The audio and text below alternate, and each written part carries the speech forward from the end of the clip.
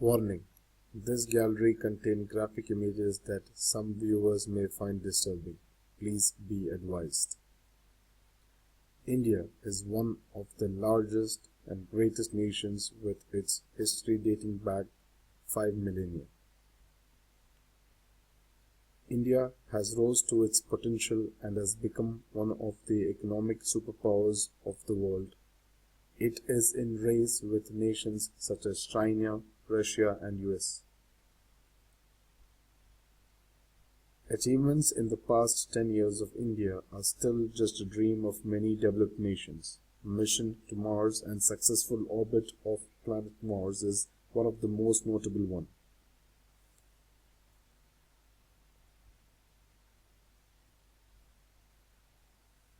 Also, the mission to the moon was a very successful one.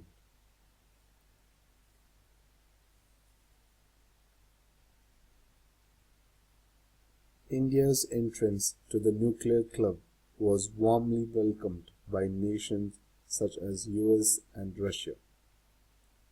The IT software industry in India was just a dream 20 years ago, but today it's more than $90 billion worth and has grown 10 to 100 times in 20 years. Literacy rate of India is exponentially high when compared to its huge 1.2 billion population. The Konkan Railway still remains a marvel to the engineering world because it has over 2,000 bridges and 91 tunnels. Now, to defend this nation, India has for its defenses the latest weapons and missiles such as BrahMos, Navy destroyers, as well as submarines which only few nations have across the globe. Now you would ask, am I proud to be a citizen of India? Yes, I am, but sometimes I don't think so. Why? Let us find out. Rape. In this nation where such achievements are achieved, such developments are developed, and ideas are invented, a lone girl cannot take a bus ride home at night in the nation's capital, Delhi. Then I do not need to discuss about other states of India. It is only in the year 2012 the world was informed, sorry to use this word informed, but shocked to know the dirty truth about the cruelty that women of India has to go through. In 2012, an Indian student was violently raped on a moving bus in Delhi and was thrown out onto the streets by the criminals from the running bus and left there to bleed and die due to horrific internal injuries caused by violently and viciously attacking her with iron instrument by 5 adults and 1 juvenile. Now I would like to take time and analyze each segment of the incident happened that day. 23-year-old woman with her male friend had been to the cinemas and were returning back home. They boarded an off-duty bus in Delhi where this incident took place. Unfortunately, the male friend was not able to do anything as he was overpowered by the 5 adults. After the rape incident had taken place, she was left on the roadside to die. Please, I would like to bring to your attention that the girl was lying on the streets just a few miles away from the government hospital. No one from the public were ready to help. All stood and watched it as if it was a street play which was going on. None of the people even inquired what was the issue. The reason for this is that the Indian public has a misconception that if they help a dying person on the streets, they would be charged by some criminal case by the police. This is Indian mentality, and especially a girl, they would dare not involve. Finally, after hours of losing blood and being unconscious, the police arrived, but still they were not active enough to take her to the nearest hospital. The conclusion is that if the girl would have reached to the hospital earlier, she would have been saved undoubtedly. As a matter of fact, this is not that was shocking. The conservative Indian public or people were more interested to know what the victim was doing with her male friend at night going to cinemas rather than forcing the authorities to bring the criminals to justice. One of the accused even quoted in his interview, and I quote, as he said, in a decent girl won't roam around at 9 o'clock at night.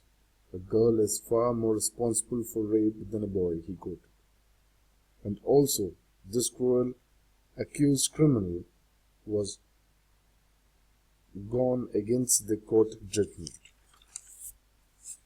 I'm telling you, this is one among many rape cases that are discovered or still hidden at the gates of Delhi and other states of India, where in our Indian culture we respect our mother, sister, daughter or any female member of the society and would defend their well-being with our own lives.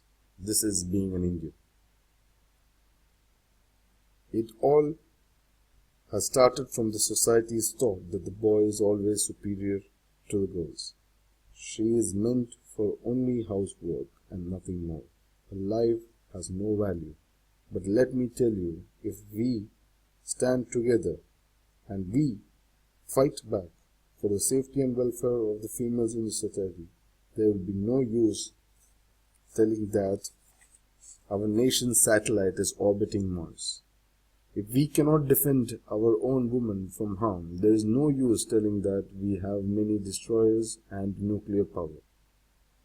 Just one interesting fact in Indian mythology I would like to bring to your notice. Massive wars involving the largest armies have fought to preserve and safeguard the value of one lady.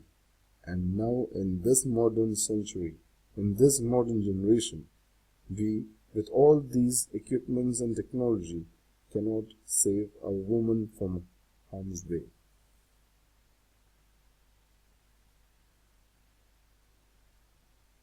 I would like to conclude this video with a solution that might not be accepted by many of the people viewing this video, but my solution is a very broad-minded, but nevertheless, please do not think this as an uncultured one, as rape is not what cultured people do. So I need to suggest my opinion. I suggest that we must have a few government-regulated red light districts, areas where paid sex and sex workers are legal, similarly to foreign countries. This would massively bring down the rape cases and indirectly bring peace to the women in our Indian society in general. Last but not the least, I would like to dedicate this video to the brave young girl and her soul who left us due to this tragic incident that happened in 2012 in Delhi. I dedicate this video to her, to the brave girl. Thank you. This is Derick Williams.